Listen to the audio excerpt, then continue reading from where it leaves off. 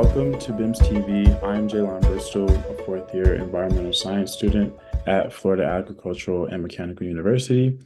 This is BIMS Bites, and today I'll be biting into BALOs.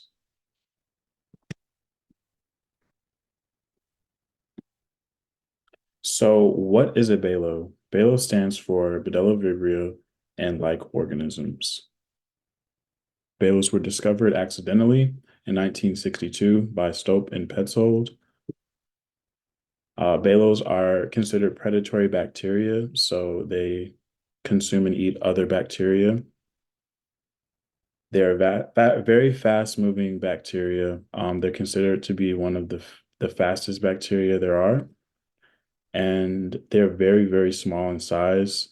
They're 0.2 to 2.5 micrometers in size.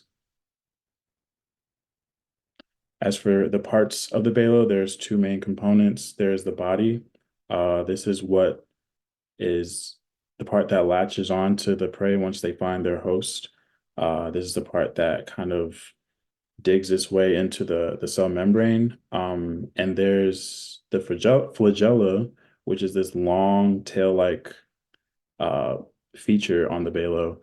And they use this kind of as a motor to get around everywhere, swim around. Like I said, they swim very fast due to that very long flagella. And it's very long in comparison to the body size. So speaking of swimming, BALOs are native to both marine and freshwater environments. Within those environments, they live both within the water column, throughout the water column, and within shellfish. They're very common within shellfish, along with other bacteria. For example, Vibrio, which is a prey bacteria of BALOs. It they basically they live in the habitat together, kind of keep the BALO population, kind of keep the Vibrio populations within check.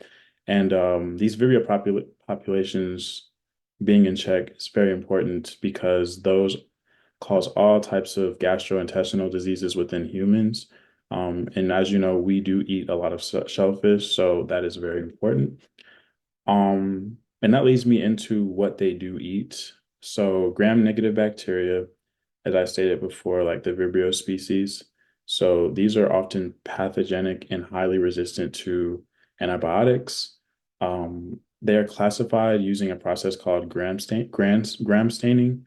And so gram staining, essentially, they use a dye to dye the bacteria. And if the dye picks up and the bacteria holds the dye, it's considered gram positive. And if it does not, it's gram negative.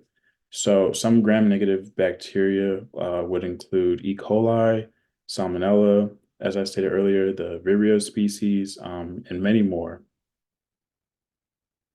So the life cycle is pretty simple. There's an attack phase, and then there's the growth phase.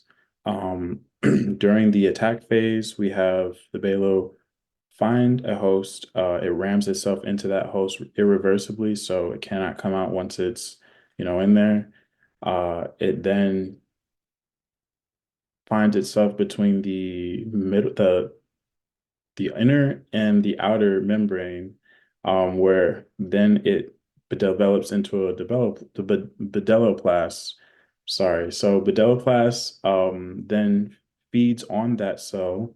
Once that process happens, the Bdelloplast starts to divide into progeny.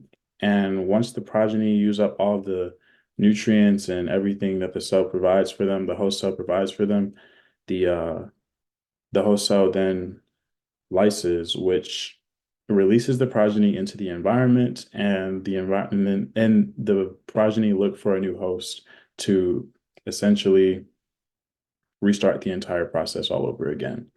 On the right, I have some BALO isolates that I isolated myself.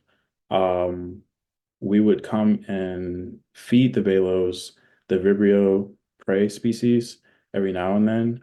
That's why it's a little cloudy because there's a prey in there. But if we were to take a picture a few hours after this, I didn't get a chance to take another photo, but it would essentially be a clear glass of water, like, or not glass, but it would be a clear container of water, where all of the BALOs have eaten all of the prey.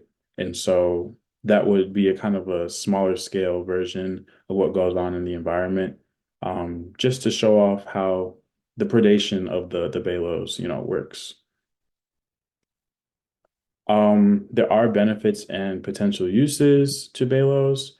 They are thought to keep prey populations in control, as I mentioned before. Without BALOs, um, those prey populations, they might grow out of control. You never know. With predation, there's always a very delicate balance with things like that and things of that nature. Um, so we hope that the medicinal purposes, um, with the recent studies using BALOs to combat these pathogenic bacteria, the gram-negative bacteria, we hope that this can become a viable option for us in the future, especially considering the increasing antibiotic resistance that bacteria are starting to have nowadays. And there's the studies that are going on are almost similar in a way to how they're using bacteriophages to combat the same issue. So that we hope that that will be a viable option in the near future, so that we can um, prevent, any more of these gram-negative bacteria from becoming too prevalent in our populations. So that is my BIMS bite on BALOs. If you would like to contact me with any questions or any comments, my Instagram and my school email are provided below, and